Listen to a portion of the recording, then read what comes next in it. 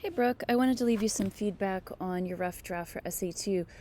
Overall, this is working really, really well. I really like the research that you have done, not only on the cartoon itself, but also to bring in the context of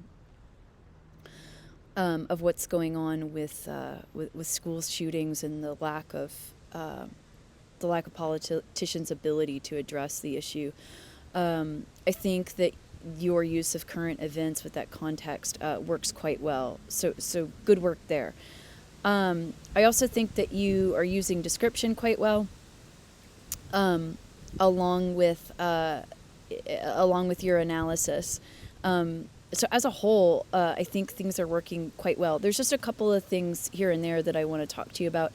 I like this quote, but it kind of seems to be floating in space, right? In that, like, this feels like a clearer introduction than this does. So if you could make a clearer connection between your quote and your introduction, I think that it would read a little better. Um, Secondly, make sure that you get a parenthetical citation at the end of each of your lines that include research from your source. In MLA, you don't want to refer to numbers. You want to refer to the the author of the article, and if there is no author, you include the title of the source in quotation marks. I'll try to send you a link to OWL at Purdue that will show you how to cite an MLA. I think that you have a good working thesis statement here, but I think you need some tweaking here. So you say the words along with the context help the viewer quickly understand that the cartoon is in fact talking about school shootings. Instead of saying talking, I would try to use a more loaded word there that helps the reader understand that there's an argument here, that will also help the reader understand what your argument is on the issue.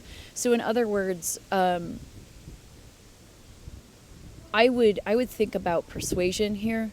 So how does the cartoon attempt to persuade instead of just talk, right? Because talking is different than persuasion, right? So think about a little bit of tweaking here. That will help quite a bit. Be certain to give this a thorough edit for informal tone, such as stating kids. You want to use children there. Be certain to edit for contractions, right? You don't want to use contractions in academic writing. And finally, edit for second person you.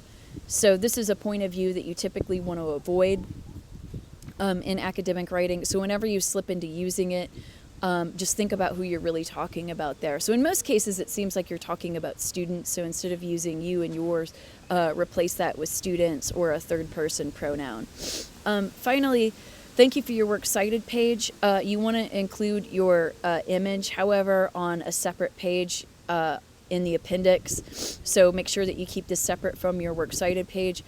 And make sure that you're adhering to MLA format, so you don't number your sources. You arrange them alphabetically by author last name. And like I said, I'll try to send you a link to OWL at Purdue that shows how to cite sources in MLA.